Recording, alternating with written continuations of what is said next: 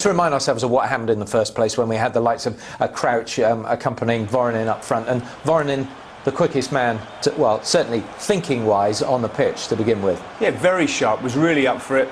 As I said, the goalkeeper made up his mind there to come out, and Voronin just went round him and stroked it in the back of the net, but he was very bright, read the situation, square pass, and he was onto it like a flash. Away from the defender, keeper comes rushing out, has the awareness and confidence to go around him and just slot it away, and he was very, very good for the 60-odd minutes that he was on. Yeah, very bright prospect. That was after 4 minutes, but a couple of minutes later, Bremen had equalised. Well, this is what you're talking about defensively. You've got Pennant back in the right back position, it gets deflection. Rosenberg with a shot off the crossbar, and there was Schindler just to head it in the back of the net, and really Liverpool got pulled across a little bit too much this evening. Although they made changes at half-time as well, they just need to work on things defensively. There's so many changes.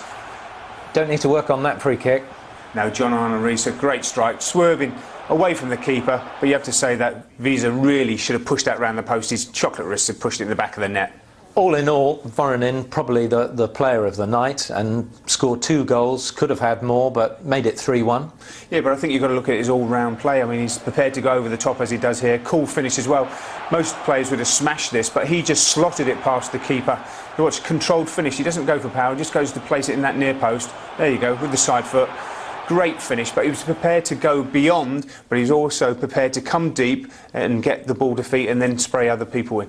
Should we try and explain the disallowed goal? No, you can do that. No, you don't. It. That's what you're here for. Well, it was just a header here, and it was a defensive header.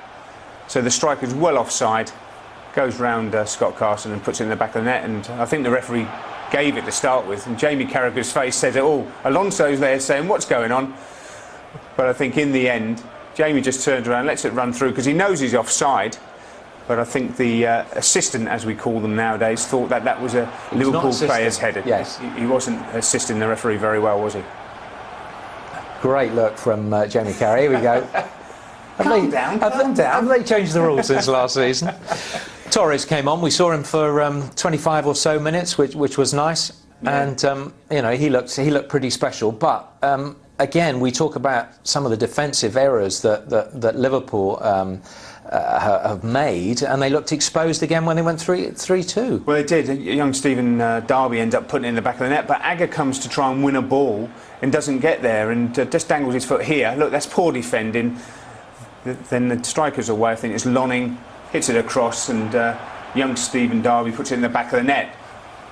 And Scott Carson's got no chance, and that's just poor defending. It is a high line that Liverpool are trying to hold there. But really, it's about fitness levels. If you go with the runners, you go with the runners at this stage. You work on the defensive line, holding it and making sure that players go offside. You work on that. But in pre-season games, really, defenders have to go with the runners and get their fitness levels up. Tantalising to see Torres for just a few minutes, though, wasn't it? Well, I said to you, and we discussed it before, he's got great skill, but he works hard for the team, doesn't give up, and he's got good pace as well. And I think the Liverpool supporters are really going to take to him, as they will Voronin as well. And the competition for places are going to be so fierce. But look, his good pace, getting goal side, the defender does well to get back on him, but he then just feints to come inside, goes on the outside, and could have gone for goal here himself, but very unselfish, tries to find Babel, maybe should have cut it back for Kaut, but I think he should have gone for goal himself. But the link play was excellent, Kaut with the shot, and there he is, like all good strikers, there before the defender, but the keeper, Visa, makes a very good save. That's a good save because it dips in front of him in the first place, but he's up off his feet, Torres thinks he's going to score, and the goalkeeper, give him credit, makes a good save.